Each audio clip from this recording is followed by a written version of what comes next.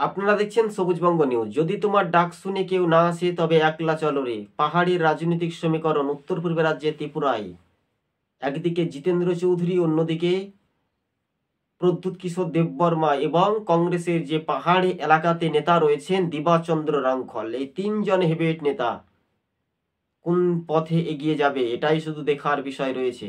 হ্যাঁ, আর বাস্তবে আমরা দেখেছিলাম যে বিজেপিকে রুখতে বিরোধীরা জোট হচ্ছিল, কিন্তু শেষমেশ বিজেপি ক্ষমতায় এসেছিল। এই কথাটি আপনাদেরকে বলছি কেন বলেন তো? প্রাক্তন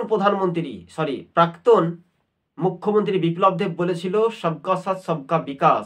2018 সালের যে বিধানসভা নির্বাচনে সিপিআইএমকে লাল ঝান্ডার গতিবেগকে ধস ধরিয়ে কিন্তু বিজেপি ক্ষমতায় এসেছিল, যে প্রতিশ্রুতি, অর্থাৎ একটানা 25 বছর পর একটা পরিবর্তন হয় স্বাভাবিকভাবে।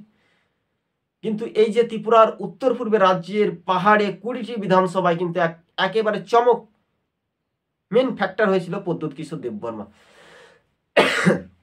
কিন্তু সেটাকে কাজে লাগাতে পারেনি। অর্থাৎ কংগ্রেস, সিপিএম, বিজেপির ভোটের শতাংশ যা হোক বেড়েছে, অল্প ভোটের ব্যবধানেও জিতেছে বিজেপি।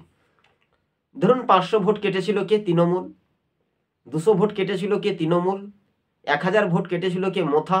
স্বাভাবিকভাবে বলাই যেতে পারে পাহাড় ও সমতলে একেবারে ঘন্টি বেজে গেছিল। তাই ইন্ডিয়া জোটের সেই ঘন্টির পথে এগিয়ে যেতে গিয়ে ভেস্তে যেতে পারে জোট। স্বাভাবিকভাবে বলা কিছু নেই, আপনারা কেউ হয়তো রাগ করবেন বা কেউ দুঃখ পাবেন, কিন্তু এটার কিচ্ছু বিষয় বা চিত্রটা নয়।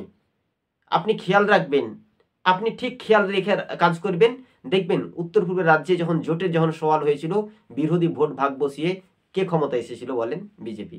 তৃণমূল প্রার্থী হয়েছিল পীযূষ কান্তির পুত্র, সেখানেও ভোট কাটানো হয়েছিল। কাটতে কাটতে কাটতে বিজেপি একটা লাফ মেরেছিল। তাই ইন্ডিয়া জোটেরও লাফ মারতে মারতে ঝাঁপ মেরে দেবে বিজেপি। আবার তৃতীয়বারের জন্য দেশের গৃহমন্ত্রী অমিত শাহ রায়, আবার সেই প্রধানমন্ত্রী হবে নরেন্দ্র মোদী।